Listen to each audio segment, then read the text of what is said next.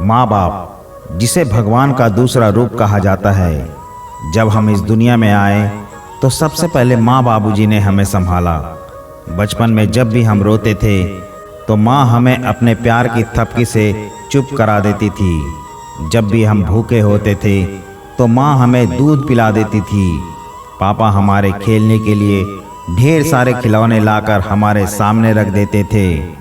बेझिझक माँ हमारी पोट्टी भी साफ कर देती थी।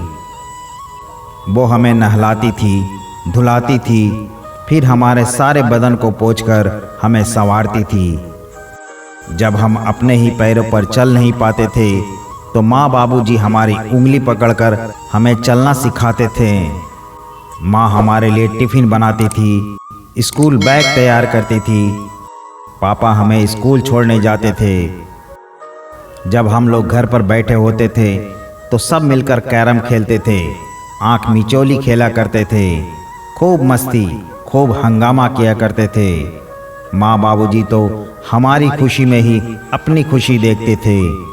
सरकारी नौकरी पाने के लिए हमने मन लगाकर पढ़ाई किया।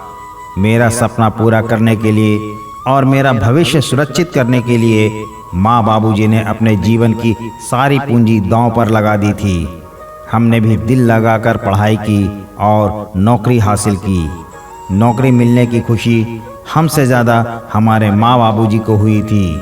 मगर कुछ वर्षों बाद मेरी काम की व्यस्तता ने हमारी ज़िंदगी का रूप ही बदल दिया। माँ घर का सारा काम करती थी, खाना बनाती थी और बीबी आराम फरमाती थी।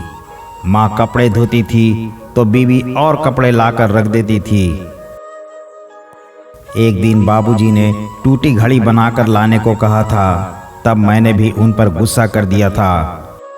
बाबूजी जब बीमार पड़े तो माँ के अलावा किसी ने उनकी देखभाल नहीं की। ऐसे में माँ बाबूजी का दिल टूट गया। आज जब उन्हें अपने बच्चे के सहारे की ज़रूरत थी तो हमने उन्हें बेसहारा कर दिया। ऐसा करके हमने बहुत बड़ा पाप किया है। जो पाप हमने किया है वो आप ना करें। माँ बाप की देखभाल करें, उनकी सेवा करें, यही हमारी पूजा है। इसी में हम सबका कल्याण है। Please respect your parents.